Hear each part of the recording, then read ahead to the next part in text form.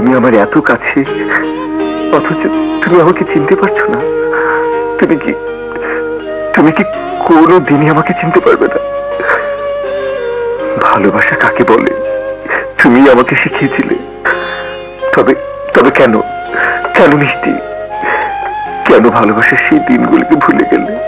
তিল তিল করে গড়া আমার সেই স্বপ্নের ঘর হঠাৎ একটা দমকা হাওয়া এসে চুরমার করে দিল।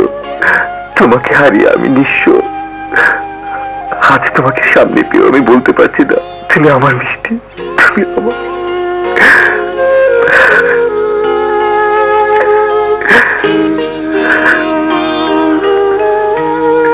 আপনি? ম্যাডাম আপনি? আপনি কেন? আপনার প্রাইভেট সিকিউরিটি। এত রাত্রে আপনি এখানে কি করছেন? বাসা যাননি? না ম্যাডাম, এখানে এসে বসার পর চোখটা বুঝে এসেছিল। কখন যে ঘুমিয়ে পড়েছি নিজেই জানি না। যখন ঘুম ভাঙলো তখন অনেক রাত হয়ে গেছে। কিন্তু এত রাতে আপনি? আপনার বাঁশির সুর আমাকে টেনে এনেছে। এসে দেখি আপনি একা একা কথা বলছেন। মিষ্টি কে? আমার স্ত্রী। কোথায় সে? আমার কাছে, আমার অন্তরে, আমার হৃদয়ে। কিন্তু জানেন, সে আমাকে ভুলে গেছে। ভুলে গেছে? বলতে পারেন মানুষ এভাবে সবকিছু ভুলে যায় কেন? ভুলের নামে কি জীবন? আপনার স্ত্রী আপনাকে ভুলে গেছে? আমি জানি না কে আমার স্বামী, কি তার পরিচয়।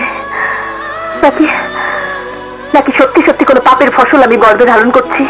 না ম্যাডাম না, সমস্ত পৃথিবী ধ্বংস হয়ে যেতে পারে, চার টুকরো টুকরো হয়ে যেতে পারে, কিন্তু কিন্তু কোনো কলঙ্ক আপনাকে স্পর্শ করতে পারে না।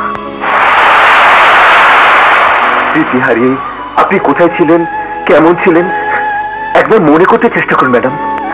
একবার নয়, 1000 বার চেষ্টা করেছি, কিন্তু কিছুই মনে করতে পারিনি।